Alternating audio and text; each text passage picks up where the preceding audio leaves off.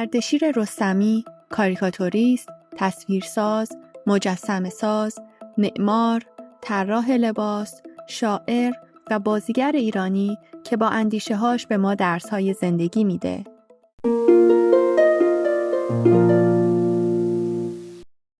در این ویدیو به بیوگرافی هنرمند بزرگ معاصر اردشیر رستمی میپردازم. پس تا انتها با من باشید تا با مسیر زندگی، هنر، زندگی شخصی، رابطه‌شون با خانواده آقای بهزاد فراهانی و غیره آشنا بشیم.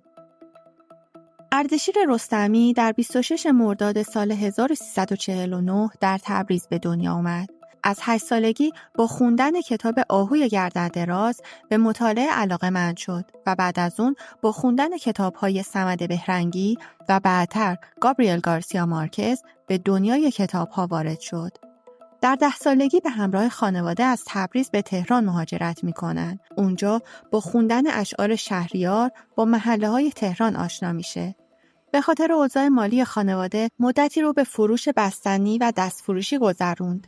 در همون دوران نقاشی می‌کرده ولی خانواده‌اش به نقاش شدن به عنوان یک شغل نگاه نمی‌کردند و قادر به درک دنیای اون نبودند.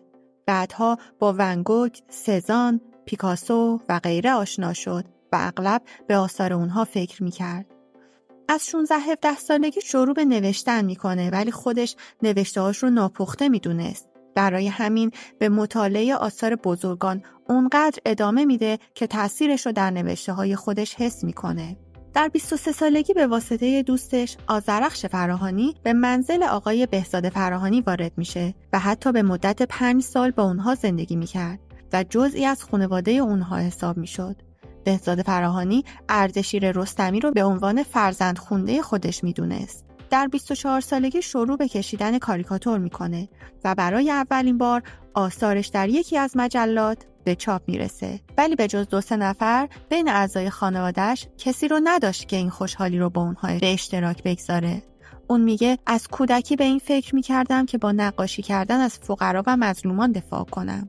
حالا لایک کنید و تا انتها همراه من باشید تا در مورد بازی در سریال شهریار و همچنین آشنایش با همسرش بهتون بگم. در سال 79 کتاب دیگ دود زده که مجموعه از کاریکاتورهاش بود رو با همکاری نشر فرهنگ کاوش منتشر میکنه. بعد از اون برای کتاب تیله ها که مجموعه اشعار 2 زبانه فرزین هومانفره طراحی میکنه. سال بعد برای کتاب مصور شب 1002 که مجموعه داستان‌های با نثر شاعرانه تصویرگری انجام میده. اون تا به حال برای کتاب‌های بسیاری تصویرسازی کرده. در 35 سالگی با دعوت آقای حبیب رضایی در سریال شهریار در نقش دوران جوانی این شاعر به کارگردانی آقای کمال تبریزی بازی میکنه و به شهرت میرسه. بازی در این فیلم پله ترقی براش شد تا به دنیای سینما وارد بشه.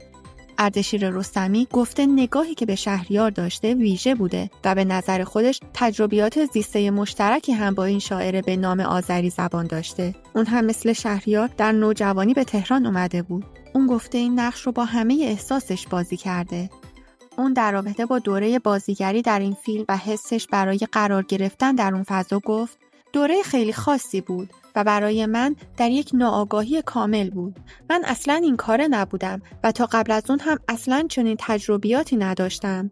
به احترام استاد شهریار و خود کمال تبریزی بازی در این کار رو پذیرفتم و با تمام کاستی‌ها و سختی‌هاش هم به نظرم نتیجهش بد نشد و کار نسبتاً قابل قبولی از آب در اومد. به کمال تبریزی گفتم من از 10-11 سالگی فکر می‌کردم باید برای استاد شهریار کاری کنم.